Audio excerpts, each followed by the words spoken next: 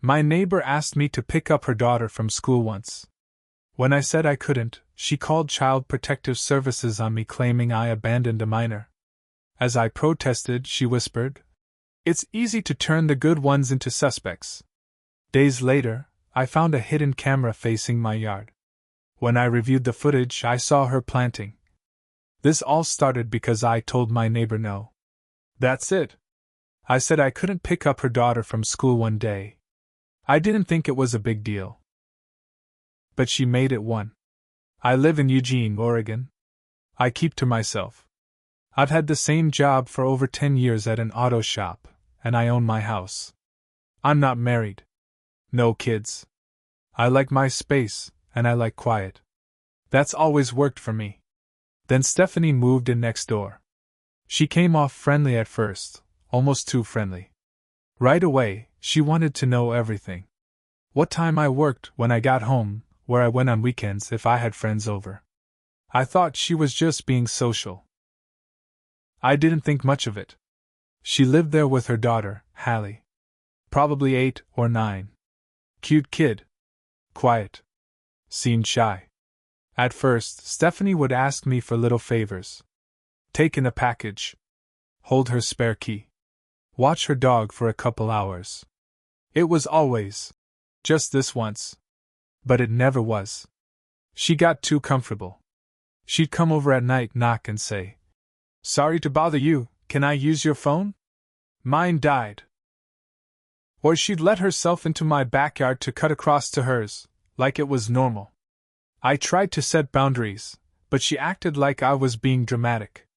She'd laugh it off. Then came the day she asked me to pick up Hallie from school.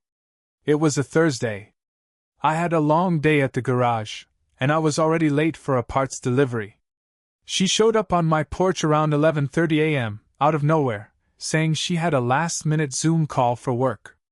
"Can you just grab her at 2:30? Just bring her to my place. I'll be home by 3. I told her no. Politely. I said I wasn't comfortable with that. I didn't know her daughter that well. I didn't even know what school she went to. I also didn't want the responsibility. What if something happened on the way? She stared at me like I'd just insulted her. Then she said, "Wow.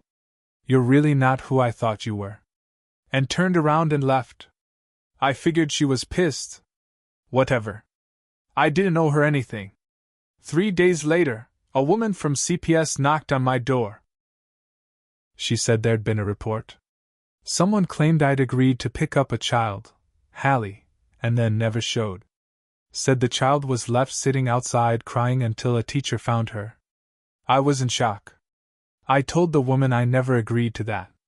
I told her I had work. I even pulled up a time-stamped receipt showing I was buying parts across town at the time. I gave her my supervisor's number. He backed me up. She said she believed me but had to file a report anyway.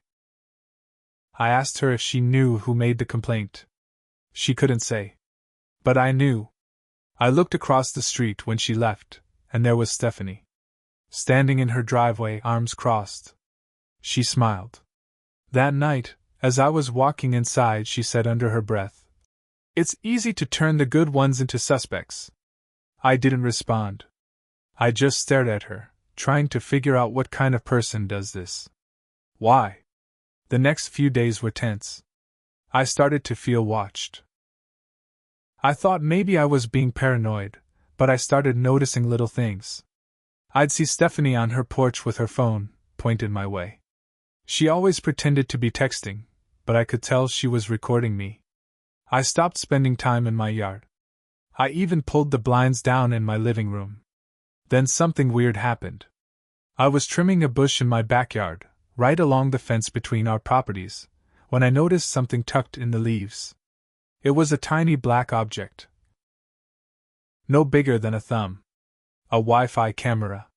Hidden. Facing my yard. I stared at it for a long time. Then I pulled it down. It was taped to a branch. The lens pointed directly at my back patio, where I usually sit and relax after work. Where I sometimes take off my shirt if it's hot. Where I'm supposed to feel safe. I checked the base of the camera. It had a small SD card in it. I brought it inside and plugged it into my laptop. The footage was recent. The camera had been running for days.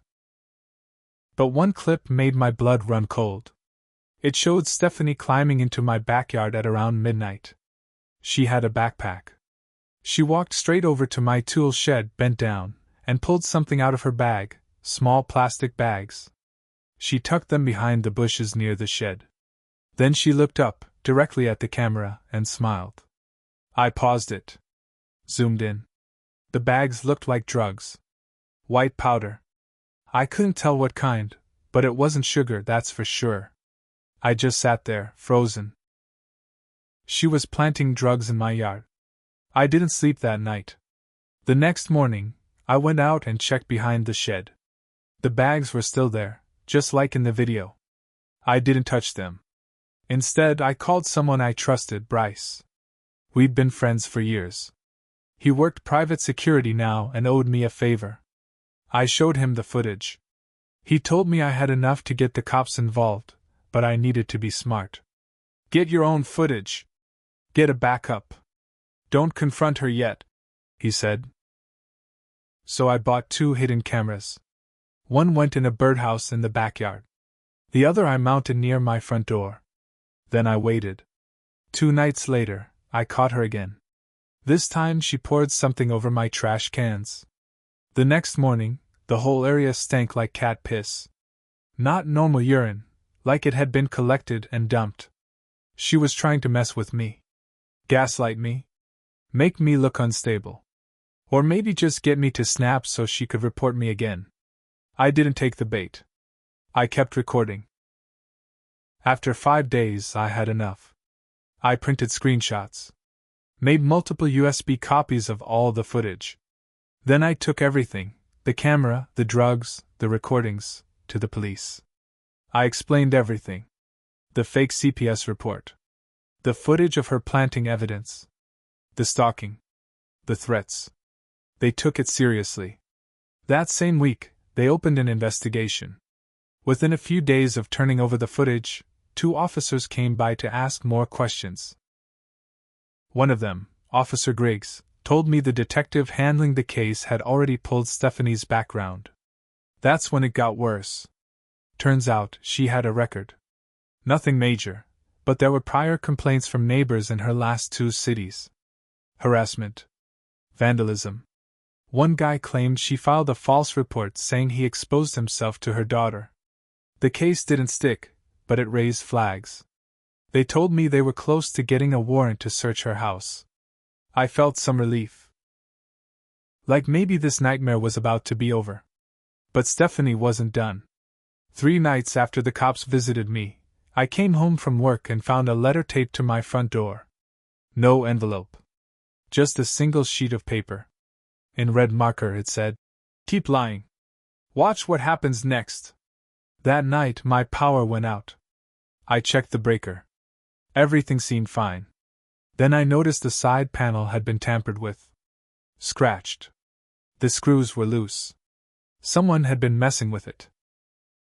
I called the police again and reported the threat. They sent a patrol car to drive by a few times that night, but Stephanie was smart. She kept quiet when the cops were around. That's when I started sleeping with a bat next to my bed. But I didn't stop collecting evidence. Then came the twist that really got under my skin. One morning, I came out and found a bunch of flyers taped to neighbors' doors. I didn't think much of it, until one neighbor knocked on my door holding one. It had my name on it. My full name. And a fake mugshot someone had made using one of my old ID photos. The flyer said, "Warning, child endangerment suspect. Do not leave your kids unattended near this man." I felt like the floor dropped under me. I'd lived in that neighborhood for 5 years. People waved to me. Trusted me. Now 2 moms walked by and pulled their kids away when I said hello. Another guy I barely knew told me he hoped the rumors weren't true. She was turning the neighborhood against me. She was winning. Until she went too far.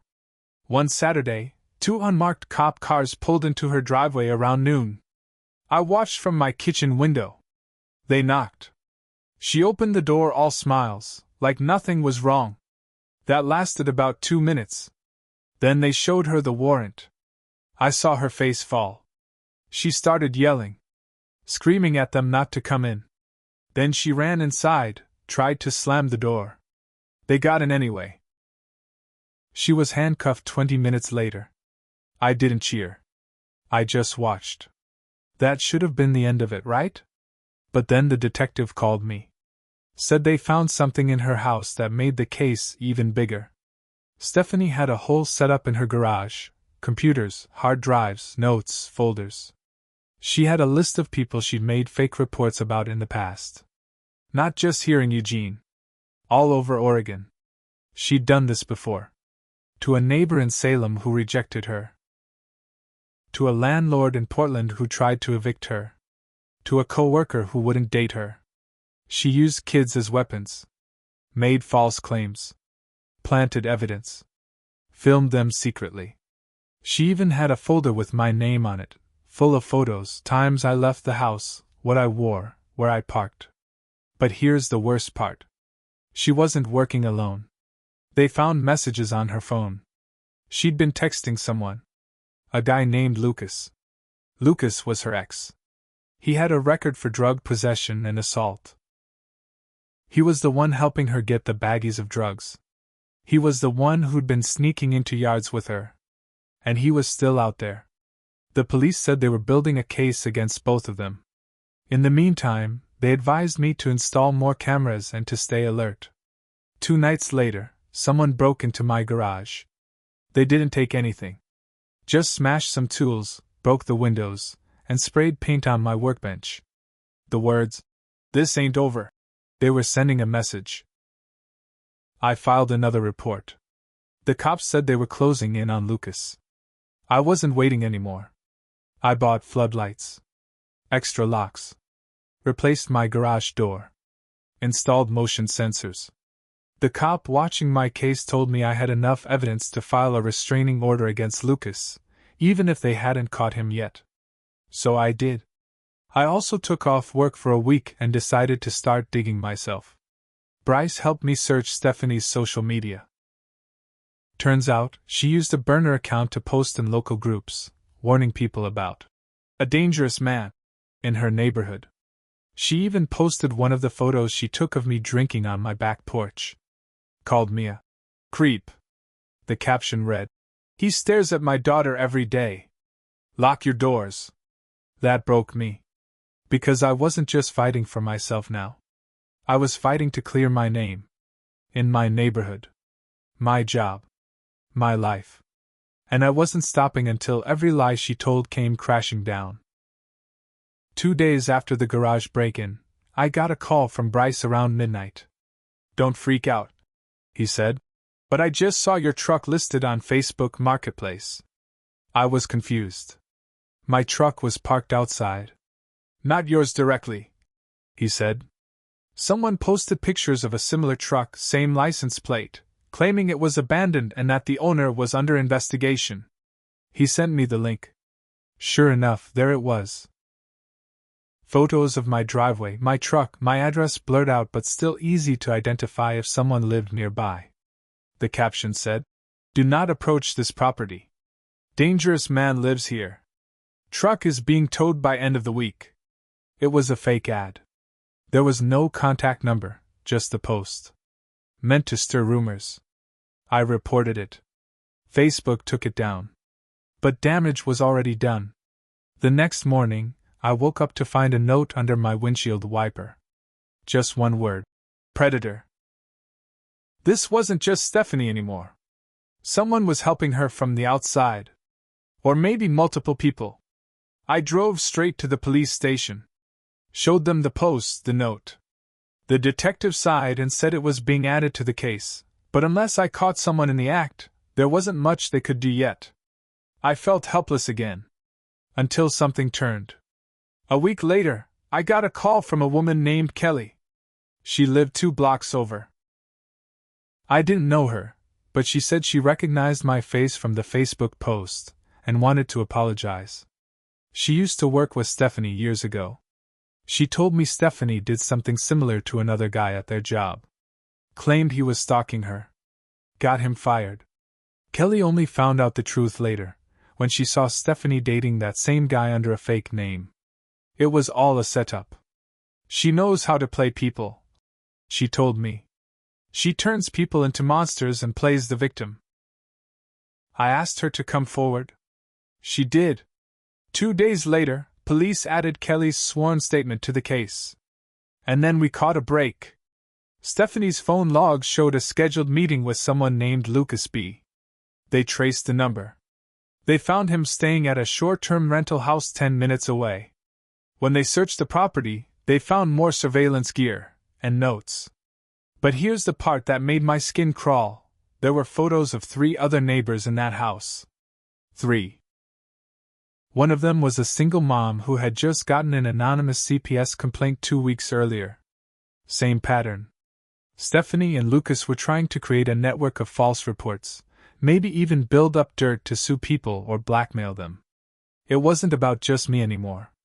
It was something bigger. The police widened the investigation. Multiple neighbors were interviewed. More footage came out. One guy had a dash cam that caught Lucas walking around at night wearing a hoodie, peeking over fences. Another woman, across the street from Stephanie, had a Nest cam. It showed Stephanie giving Lucas something through her car window just before the CPS report on me.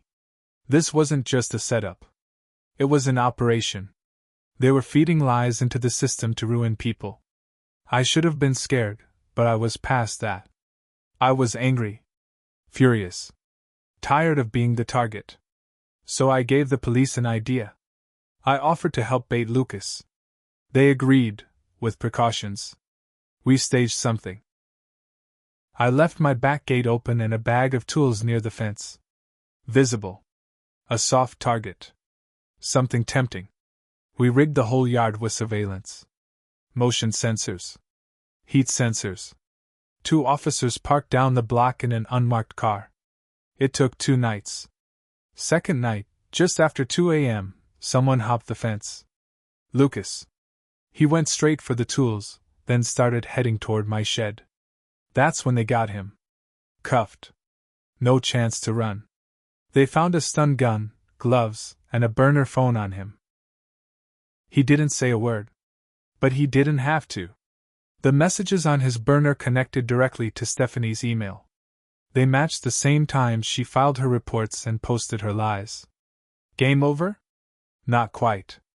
Stephanie got wind of Lucas's arrest and posted bail that same day. She vanished before her court date. Stephanie skipped town. Her car was gone by morning. Her house dark. Trash cans left overflowing. It was like she vanished overnight. Cops came knocking on her door that afternoon with a court summons in hand, and she was already 3 states away. At first, they couldn't find her. Her phone was off. No credit card activity. No social media. But then Lucas talked. Maybe it was the pressure. Maybe he wanted to cut a deal. Whatever it was, he gave up everything. He told police about the storage unit they rented under a fake name out in Springfield. Inside, they found boxes of printed photos, fake reports, burner phones, cameras, hard drives, and a handwritten notebook labeled Insurance. That notebook? It had names, addresses, and lies written out for at least 7 different people. False accusations.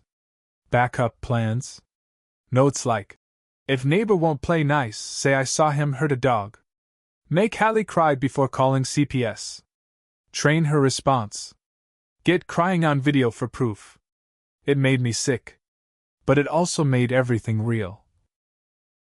Undeniably, finally, provable.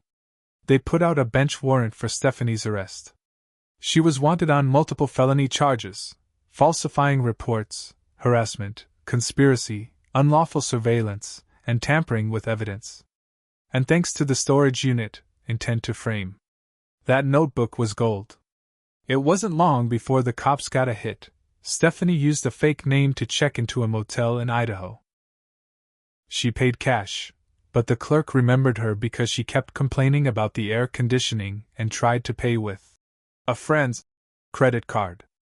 When U.S. Marshals picked her up, she had dyed her hair red, changed her name to Maggie, and claimed not to know who Stephanie was. They dragged her back in cuffs. The trial took a while to build, but it went public fast. Every local news station in Eugene covered it. I watched her face on TV with that smug look wiped off completely. The courtroom was packed. Even neighbors who'd once avoided me now sat in the gallery, wide-eyed, hearing all the twisted lies she told. Stephanie pled not guilty at first. But the evidence was overwhelming. The notebook. The hard drives. Lucas's testimony. The camera footage. The flyers. The CPS false reports. And then, Hallie. She was old enough now to testify. And under questioning from a child advocate, she said things that made the entire courtroom fall silent. She said her mom taught her how to act scared when people were around. That she told her, "If you cry, people will believe you. If you smile, they won't." She said her mom made her memorize lies. Mr. Derrick never picked me up. Mr. Derrick said scary things. She said she didn't even know what was true anymore. Stephanie lost it. Started yelling in the courtroom. Had to be removed. The judge ordered a psychological evaluation. She tried to plead insanity. That failed. In the end, she was convicted on multiple counts and sentenced to 22 years in prison. No parole for at least 15. Lucas took a deal, 5 years, full cooperation, no parole for 3. And me? I finally got my name cleared. The news stations ran the full story. My shop even put up a sign saying, "We stand with Derrick." Some neighbors apologized in person. Others left notes. One family brought cookies. It helped. But here's where the revenge really landed. I sued. Not just Stephanie. Not just Lucas. I sued CPS for not investigating deeper before opening a file on me. I sued Facebook for not taking the harassment reports seriously. I sued for defamation, for emotional distress, and for invasion of privacy. And I won. It wasn't fast, but after 2 years of court, I was awarded over $430,000 in damages and settlements. I took that money and did something I never thought I would. I moved. Not because I was scared, but because I wanted a fresh start. One not haunted by security cameras and late-night knocks. I bought a house near Bend, Oregon. A little more rural. Big yard. Quiet neighbors. I built my own garage from the ground up. Took a break from the shop. Started restoring classic cars, just for me. I still have cameras. Of course I do. But now they're reminders, not for fear, but for proof. For power.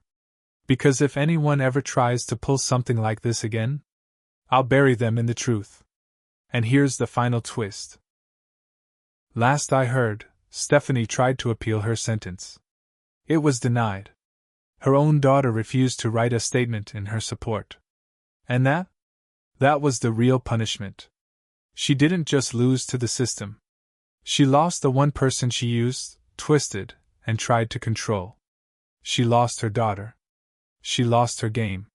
And I got my life back. With a record. With scars. But I got it back. And I made damn sure no one ever questions my name again.